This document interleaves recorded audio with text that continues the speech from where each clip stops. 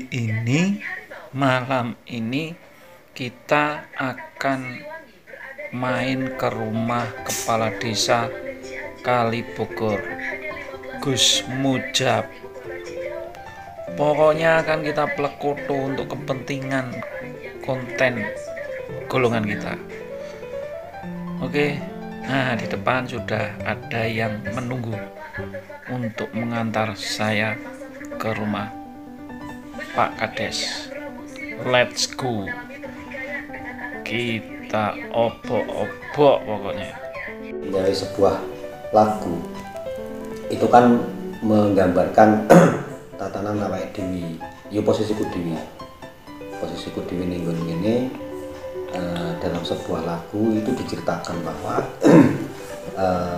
aku dhewe ning nggon kene iki hijrah datang Mas iki dari Kendal, terus kemudian Aku Jawa. Aku Jawa, cuman arsmene baru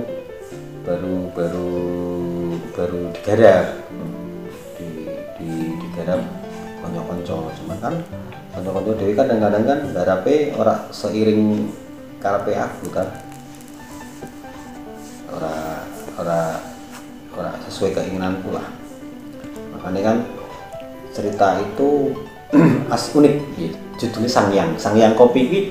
Jadi Sangyang Kopi itu kan podo Sangyang itu kan nek dalam ilmu tasawuf kan diwone para kopi kan ono. Sebetulnya di lereng Gunung Prau itu oke para penggiat kopi, tapi kenapa saya dalam sebuah purwacarita, sebuah cerita itu mengungkapkan ada Sangyang Kopi, ada Sangyang itu sendiri kan nek bahasa tasawufnya kan dewa. Nah, sebuah cerita itu berawal dari ada sebuah anak desa lah. Aku sendiri ya ibaratnya anak cah desa. Sebetulnya saya diutus dilahirkan ke muka bumi ini tetap kholaqal jin wa insa. Itu artinya ketika aku itu dijadikan seorang hamba, ditandur bahasanya. Karena ini filosofinya nanti kopi kan tanduran berarti. Kenapa dasarnya wa ma khalaqul jinna wal insa illa liya'budun? Iya, karena ketika kita diciptakan itu harus beribadah kan. Konteksnya kan itu. Nah, artinya sebuah cerita ini berawal dari saya itu seakan-akan ditandur dening Gusti saking pojokin dhuwur Kendal sing asli. Kenapa saya ngomong pojok dhuwur? Karena ini posisi di atas. Kemudian di situ ada seorang yang wong sing ibaratnya topo ing babagan kopi. Kalau bicara tadi kopi ngopi ya ngolah rasa orang pikir ini mengko. Tapi ini sebuah filosof yang menggambarkan bahwa Sangyang itu sendiri, sehingga aku bergelut kesah dengan dunia perkopian yang tadinya kan nggak kenal kopi. Sri manunggaling uripe, artinya aku bermanuver banget menjadikan bahwa kehidupan kopi ini menjadi tolak ukur bahwa ketika hidup itu bersirat dengan kopi, artinya ada yang tersurat, ada yang tersirat alam semesta ini. Kemudian aku berusaha nandur bekti lakuning sebuah rasa. Ya rasa ning pengiran, rasa ning tangga, rasa ning bojo, rasa ning kanca, rasa ning sedulur. Tapi saya temukan dalam sebuah pertapaan kopi. Sehingga saya menobatkan diriku sendiri tanpa mengurangi ilahiyah saking Gusti Allah. Aku adalah dewanya para kopi saat ini di duniaku sendiri kan. Bukan menafikan sampean seorang barista, teman-teman di kopi, enggak. Cuman memang iya. Karena lelakon uripku karena aku berawal dari guru TPQ juga, makanya saya berpedoman seperti itu, sehingga lakuku tetap tunduk kalih mujibatening Gusti, sehingga muncullah kalimat ora ana rasa yen ora ana urip, sejatining urip iki nganggo lelakoning rasa. Ono sama kopi itu yang kita cari adalah cita rasa. Cuman kita belum membahas kopinya dulu kan, untuk filosofi kehidupan. amarga urip iki nganggo rasa Pak. Lah rasa sejatining wedaling wis tetep sejatining rasa duwe Gusti.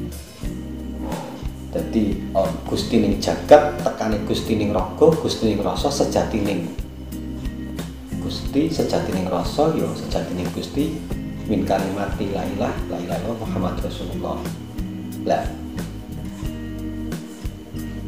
ketika rasa kopi ini sudah membawa alur ke dunia tadi Sangyang, sehingga Sangyang kopi Sukorejo sing dadi alam nyatane, sing dadi pertapaane, sing dadi proses awali titik nuli aku, sehingga Kali Bogor dadi pertapaane Sukorejo secara luas, tapi aku topo kuwi ning Kali Bogoran ngono sebagai pertapaanku. Pinilah pinulih, milah milih jati muga dedalane. Artinya apa? Aku mlaku rono mlaku rene sejatine dedalanku iku ya tetep berawal dari 0 km Kali Bogor. Sabdo semesta alam piwulan kitab telesi. Maksudnya bi, aku belajar alam. Kadang-kadang sendiri berdamai dengan alam itu lebih mendamaikan kehidupan daripada berdamai dengan manusia. Karena aku nyawang tanduran, nyawang orang ini, sehingga semesta alam ini menjadi sebuah kitab yang tersirat banget, bukan yang tersurat kan Al-Quran. Nah, kemudian Sangyang kopi yo rojo. Aku ki yo rojo, Pak. Rojo sing mboten rumangsa, nek arti yo rojo tapi aku ora rumangsa dadi rojo. Rumangsa gadah wahyu ning desa. Posisiku lurah. Tapi aku ora rumangsa aku dadi lurah. Sehingga perjalanan ini mudah untuk berinteraksi sebuah lingkungan dalam gelas kopi. Iki mau nek wis tak sebuah perjalanan. Lah ketika bicara kopi sendiri banyak persoalan, Pak.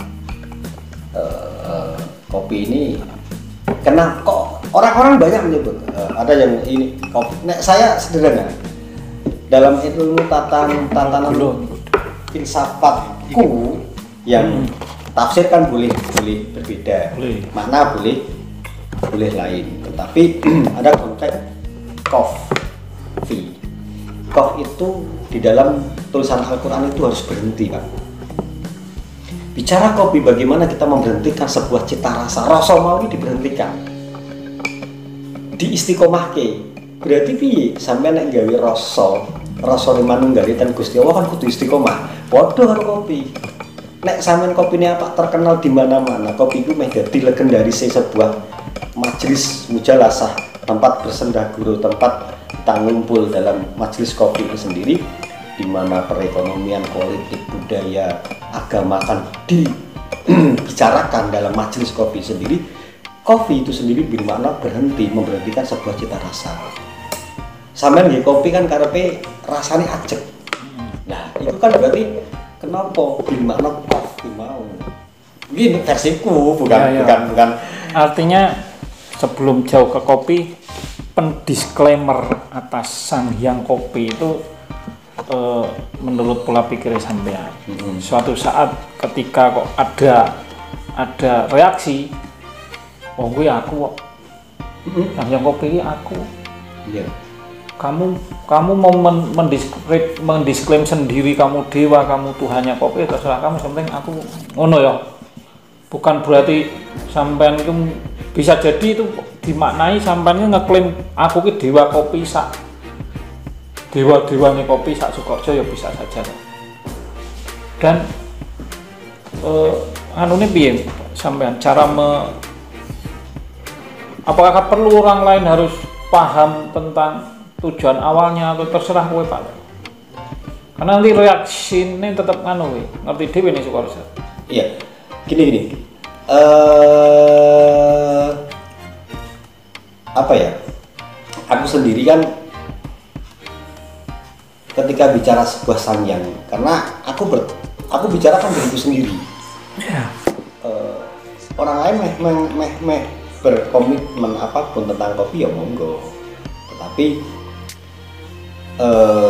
aku kan menggambarkan diriku sendiri bahwa aku datang hijrah ditantu oleh Gusti Allah, kemudian aku dikenal tiba-tiba dengan kopinya karena aku semedi banget dengan kopi ini, dan aku banyak belajar tentang kehidupan ini dari kopi, baik yang secara tubuh, secara penyajian, bahkan konteks secara keilmuan, secara tersirat itu tergambar di dalam kopi. Contoh yang paling sederhana adalah ketika kita mau bicara tatanan kehidupan. Lek meh dadi kiai sing wangi, kiai sing ampuh, kiai sing karismatik. Wangi dalam perspektif bukan wangi badannya tapi wangi secara karismatik. Wong nek Pak Wangi kuwi kan perjalanannya jauh banget. Seperti titik dulu. Sama dengan kopi. Pertama kali orang mau menjadi seorang kiai yang karismatik, ulama yang karismatik, itu kan harus pertama dipilih sebelum nanti dia mondok. Intinya gini, kalau pengen ngaji ya kudu mondok. Tapi nek wis mondok kan urung mesti dadi kiai kan ngono. Nek gak dadi kiai pinter ngaji kan kudu mondok, tapi nek wis mondok kan urung mesti dadi kiai kan ngono. Sama ketika bicara kopi, aku belajar dari kopi Wen, Pak. Nek Pak dadi wangi koyo Wen iki prosesnya saka awal itu kan persis dengan seorang perjalanan seorang kiai banget. Nek kowe ning masyarakat itu Pak dadi wong sing wangi, sing punya karismatik, disegani dalam konteks bahasa karismatiknya. Itu kan dipilih awalnya apa? Ketika kita main gawe kan mesti petik merah. Lah petik merah ini berawal dari sebuah tanduran, berawal saka nasab keturunane. Kan ngono ki. Indukane. Sama. Oke lah, kadang orang biasa jadi kiai besar ada, tapi nasab ini penting banget. Nasab ini penting. Wis nasabe dogden, nasabe api. Artinya apa? Bicara ke kopi lagi, berarti oh ki pohon iki apik banget. Nasabe wis ketemu iki. Oh, iki Pak Mujab ki nasabe kiai-kiai. Oh, Pak Bobi ini nasabe kiai-kiai kabeh. Ya wis, kon mondok. Berarti bibitnya jelas. Nasabe wis ketemu kan. Dia punya nasab seorang leader, dia punya nasab seorang kepemimpinan. Lah, setelah itu sama dengan kopi, baru petik merah dipilih dari sekian ribu pohon petik merah. Sama setelah petik merah baru dipilih, nanti sampai rumah kan dicuci, dirimbang untuk membersihkan semua persoalan-persoalan yang terbawa di dalam kebun. Sama ketika nasab wis ketemu yus kon golek ilmu. Apakah persoalan mencari ilmu ini kan sama ketika kopi ini kemudian dibersihkan, setelah itu untuk memunculkan ini baru difermentasi selama 40 hari. Berarti konteksnya sampai di sini adalah topo semedi. Sama. Nek Pak dadi wong sing wangi iki ya kudu golek ilmu, ya kudu topo, kudu semedi. Konsisten pada satu hal yo. Iya. Semedine sik kuwi lho. Topone nek wong biyen iki tirakat. Wis tirakat kuwi mesti dadi wong wangi ya, Pak. Dhewe wis disemedi 40 hari iki kadang-kadang gagal toh proses ini. Lah, proses ini kan menggambarkan bahwa nek Pak dadi wong sing wangi koyo ngono, berarti kudu ana proses tirakat. Sama di ketika kita membuat band kan tirakat 40 dino. Nah, nanti setelah 40 hari dia dijemur kan. Ini kan wis wangi. Setelah dari pondok pesantren wis topo wis tirakat balik ning kampung colke ning masyarakat, itu belum langsung jadi orang karismatik. Sama dengan kopi, didai-dai pitik, dicoket-coket pitik, kepanasan, itu ujian mereka ketika di masyarakat. Baru proses-proses tembelet-tembeletnya baru nanti dipulper, dipulper ini kemudian muncullah bin yang wangi tadi. Iki belum selesai sebelum sampai di roasting toh. Sama. Nek wis dene di masyarakat mulai dicaci maki, mulai ada yang percaya diri, mulai ada yang membutuhkan dia dan sebagainya, ini belum selesai di dalam anfa'uhum linasnya, belum selesai, kemanfaatannya dia dalam berkehidupan masyarakat belum selesai, sehingga proses keseninya dia baru pensucian dirinya ketika sudah merasakan suka dukanya dengan masyarakat.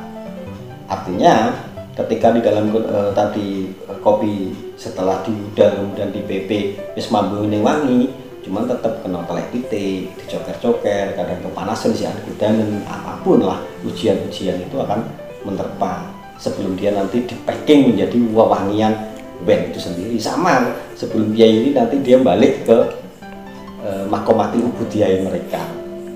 Ini filosofi band untuk aku. Berarti nek Pak dadi wong wangi kudu tokoh, kudu tirakat. Tirakate ya nek santri ya golek ilmu, ya tetep mengi manunggaling ning Gusti, berdamai dengan Gustinya, bersenang-senang dengan Allah dengan sujud. Karena kenangan terindah kita di dalam dunia itu hanya sebuah sujud. Apapun konteks sujudnya, apapun bentuk pengabdiannya Pak. Karena gini, nek saya prinsipnya sederhana. Aku beribadah kepada Tuhan itu kadang-kadang apapun kadang-kadang salah konteks secara syar'inya ya. Kadang sujud itu ora kebenaran. Ya. Sembahyang sakarpe dewi. Salah tapi bener. Maksudnya salah tapi bener. Salah secara ilmu kefikihan nih kadang ora sempurna tapi bener. Wah, Pak nyembah Gusti Allah kok. Pak nyembah ning pangeranku kok. Jadi ada kesalahan tapi ada kebenaran kan ngono. Artinya ya salah rampung. Tapi kan anak benernya aku nyembah pangeran. Lakoni. Nek prosesnya secara syar'i ilmu fikih kadang kesalahan iya. Ini gambaran. Belum lagi yang munculnya wen ini menggambar. Bahkan di roasting itu aku menemukan sebuah bentuk pembelajaran tasawuf yang paling tingkat tertinggi loh Pak. Koyoto.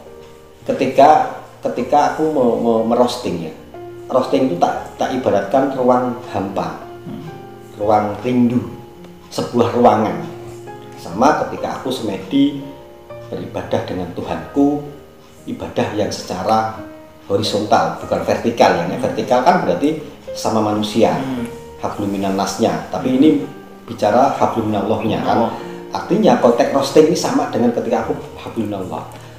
Orang roasting jadi mencari rasamu menjadi impian hatiku. Seorang roaster itu pasti merindukan sebuah cita rasa. Podo Pak, wong ibadah ro pangeran kuwi mengi tirakat semedi kuwi sing digulimi rasane karo pangeran. Nah, mencari rasamu menjadi impian hatiku. Mu itu bisa ke Tuhan, bisa ke kopi, bisa ke wanita. Tinggal kita akan implementasinya menindi. Mencari rasamu menjadi impian hatiku. Ketika roasting itu tetap setiap menit, detik-menitnya dia dicium. Jangan melihat kan, ceklek-ceklek. Ku cium rasamu di setiap hirup nafasku. Artinya apa? Ketika aku bersemedi, bertakarub dengan Allah, ku cium rasamu di setiap hirup nafasku. Didikrilah tiap menit, tiap detik berarti aku kudu dengan pangeran. Aku menemukan pembelajaran di situ. Jadi setiap aku cium rasamu di setiap hirup nafasku. Dan setiap hirup nafasnya diri kan min kalimati lain kan. Bener, mungkin yang pesantren aku diajari, tapi aku menemukan tatanan ngeklik ini pas ketemu nih. Jadi ku merasamu di setiap hirup nafasku itu betul. Ya, ketika seorang roasting ini sudah mencari sebuah cita rasa yang tadi aku sebutkan, bagaimana kita mengistiqomahkan sebuah cita rasa ini, yang paling ketompolannya adalah istiqomah tadi, langgeng kan. Kemudian konteks ibadah tadi yang ku merasamu di setiap hirup nafasku. Berarti kan setiap kita nafas dengan pengiran kan gitu. Kenapa? Tuhan itu memberikan kita kan segalanya dari tingkatan apapun lah. Nah, saya berpikirnya gini, selama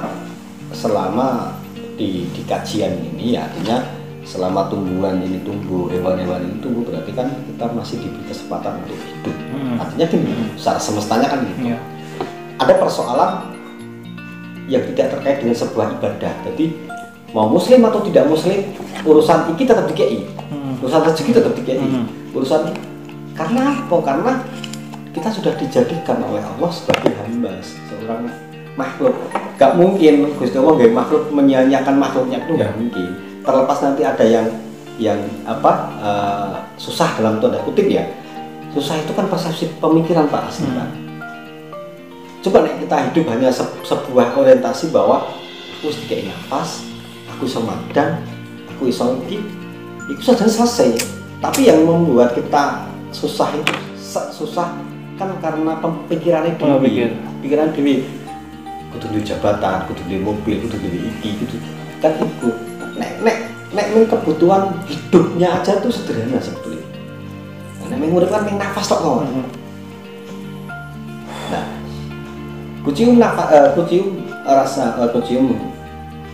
rasamu di setiap hidup nafasku, berarti kita bilillah. Terus bersama angin kesetiaanku tetap menjaga rasa yang ada. Apapun godaan yang akan merintangi diri kita, tetap teguh, tetap bidikrillah, tetap balikan Gusti Allah meneh. Wah opo ujian ini kan enteng balikin Gusti Allah. Ket mau berarti sing domongke komitmen. Nah, tapi kan gini kan, benar sih domongke sampean, ternyata persoalan nasab itu penting. Banyak orang yang tidak menyadari bahwa nasab itu penting. Akhirnya akeh wong sing kemrungsung uripe. Tapi nek wis ngerti nasabe, penak.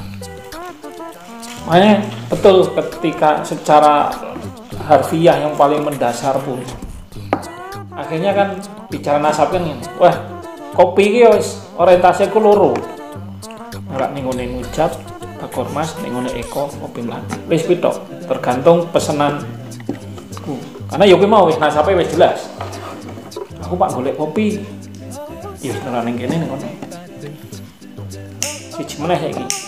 Ning tempat kerja. Ini nasabnya penting. Dulu ketika anakku gelem mondok aku senenge pol. Tapi ternyata mbah buyutku sing patebon kuwi ya mben tebu ireng. Artinya ketemu bukan artinya kita ndak bangga ndak. Ya memang wis ono gandengane wis ono turunane. Betul. Terus karena nasab itu nggak bisa dipungkiri Pak. Oh nggak bisa ya, kita itu jadi karena tiba-tiba nggak bisa ya, karena ya faktor tirakate wong tuane dhewe memang ada, dan turunan keturunannya ya ada. Entah itu mau ini bicara kita pribadi lah, mau keturunan keberapa itu tetap kita punya jalur nasab ini. Umpama ya orang dia mengatakan bahwa jadi lurah, jadi pemimpin, jadi ini itu biasanya biyen mbah bayi biyen wis tawono sing dadi tumeng nek lurah mungkin ora ketemu, tapi di atasnya lagi kita tahu dadi temenggung, tahu dadi patih, tahu dadi ibadatnya, tahu dadi kawula ning kerajaan dan sebagainya kan. Ini tetap, tapi kan bicara nasab kan orang itu paling 5 sih Pak. Aku ki anake sapa? Aku contoh ya, aku sendiri, aku anake Pak Kiai Romdon Kiai anak Kiai Kaprawi anake Kiai Soleh, anake Kiai Mustofa. Ki mentok.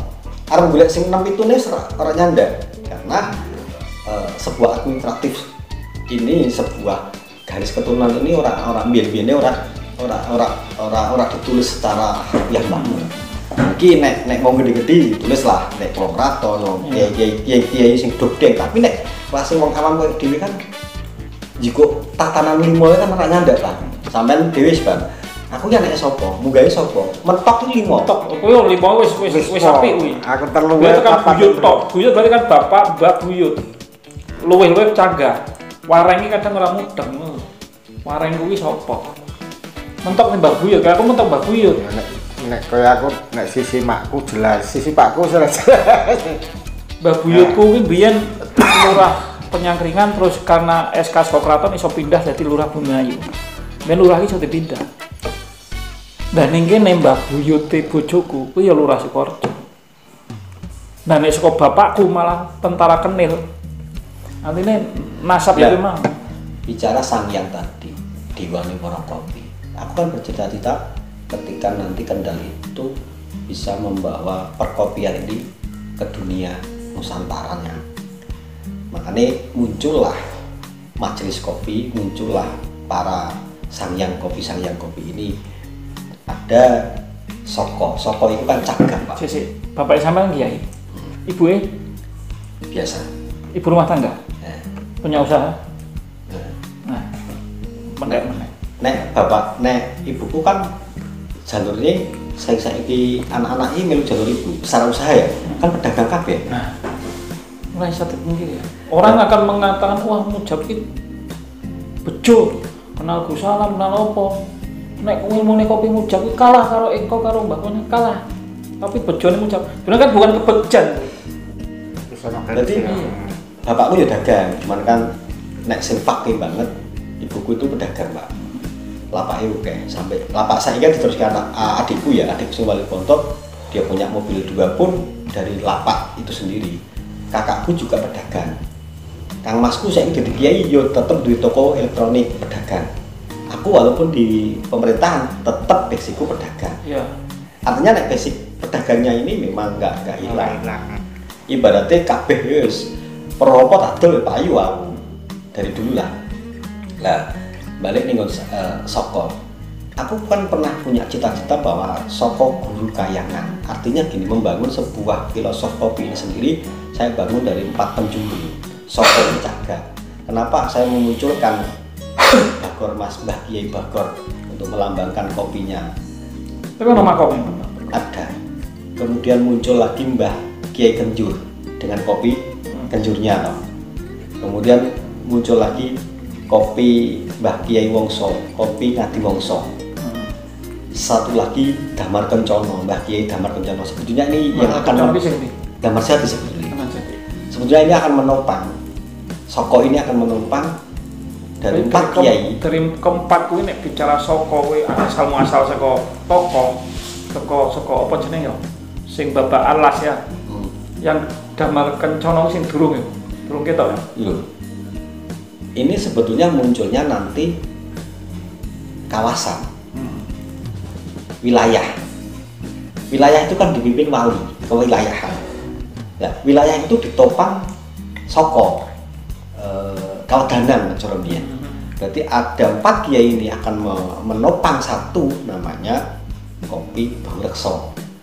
Biyen kan aku ngono. Munculnya Bagor Mas, Kenjur, Damar Kencono, tek papat muncul ngerucut jadi Baurekso. Muncullah kopi Kendal namanya kopi Baurekso. Tadinya secara ilmu tadi kan ilmu guyon filosofi itu sebenarnya. Lah nek bicara kopi sendiri kan nek saya memaknainya secara ilmuku ya, ilmu ngopi ku ya ngolah rasa ono ing pikir. Artinya kalimat yang saya bangun sederhana sebelum nanti muncul beberapa iman Islam, kemudian kekuatan berpikir, imajinasi. Sebetulnya kenapa dalam ilmu ngopi sendiri ngolah rasa ono ing pikir. Sesuatu yang kita akan ucapkan, sebuah implementasi, sebuah pemikiran itu kolbu, hati yang menjadi kunci utama. Bukan dari pemikiran turun ke hati, tetapi dari rasa muncul dari ke pemikiran. Orang sekarang beda Pak, ngomong sak penake dhewe, ngomong gak dipikir, sak wayah-wayah metu, sak wayah njeplak, tapi gak dipikir. Sehingga banyak kesalahpahaman ketika ucapan itu dilempar ke masyarakat baik secara terbiaya. Tapi nek nganggo ilmu kopi ini karena dengan bahasa pantes ora saiki. Bicaranya bukan sah dan tidaknya. Loh, nek dipikir apa jenenge dhewe arep salat zuhur jam 2:30 kena ora kena. Ning pantes ora kan ngono. Ya, artinya bicara ngopi, ngolah rasa ono ing pikir. Lo kenapa harus diolah dengan filosofi kopi? Karena dalam tatanan kehidupan itu nggak mungkin kita hidup itu mulus, seneng terus. Suka, duka, sedih, bahagia, pahit kabeh dirasake koyo lek kardio kopi kan. Sak manis sak pahit-pahitnya kopi tetap ada sisi manisnya, Pak. Ya. Lah, makanya mula kopi itu rasanya tetap pahit. Tapi dalam kepahitan itu isih duwe rasa manisnya ketika kita mengetahui sebuah cita rasa banget. Makanya kenapa nek kita sering minum kopi nggak pakai gula kan? Secara tasawufnya kelas awake dhewe wis ra gula, Pak. Ya. Tapi nek awam kudu nggo gula. Iki bedane tatanan agamane kan ketemu. Kenapa tetap syariatnya harus dilakoni? Ketika bicara ngopi, nek kopi kuwi pahit, nek Pak legi tetep ono gulane. Lah, artinya nek ilmune ki semono ya tetep kudu gula. Ya. Tapi nek ilmune wis kok sampean tanpa gula pun ada rasa manisnya dalam kepahitan kopi. Ini bukan sekedar filosofi juga, tapi ya gue mau apa ngasah rasa ya, karena kudu sering merasakan pahit sampai kita mampu munculkan rasa-rasa yang lain. Makanya mau nek wis ngopi akeh cerdas. Karena selain imajiner, tapi kita ngolah rasa gimana? Ya pun harus teman-teman. Nah, ketika bicara tadi, ketika kita menggambarkan bahwa kehidupan itu ada pahitnya, ada manisnya. Tapi ketika pahit ini bagi orang awam harus dikasih namanya gula, biar men legi kan, men ana manise. Legi itu kan nek wong Jawa bisa dikatakan secara harfiah apa ya? Legone ngati. Ketika sepahit apapun yang kita hadapi dalam kehidupan, kudu lega lilo ngono lho, Pak. Dihujat, dicaci maki, diwis alfaulinas, wis punya kemanfaatan, wis berjuang, tapi kadang-kadang perjuangan kita tidak dianggap. Ya kudu legowo. Karena dalam kepahitan ini wis dikei gula mau. Nek dhewe sih rasa gula kan nampa kan. Karena tingkatannya lebih cara baristanya, cara ngerasake kopine kan. Tapi bagi orang awam harus dikasih legen. Karena dia baru mampu menikmati rasa pahit, rasa sakitnya, tapi dia belum menemukan rasa manis di kepahitan dia. Secara kemurniannya harus didempengi dengan legone hati. Nah, legone awak, legone hati, legone rasa kuwi kan sing gawe legi kuwi kan tetep gula.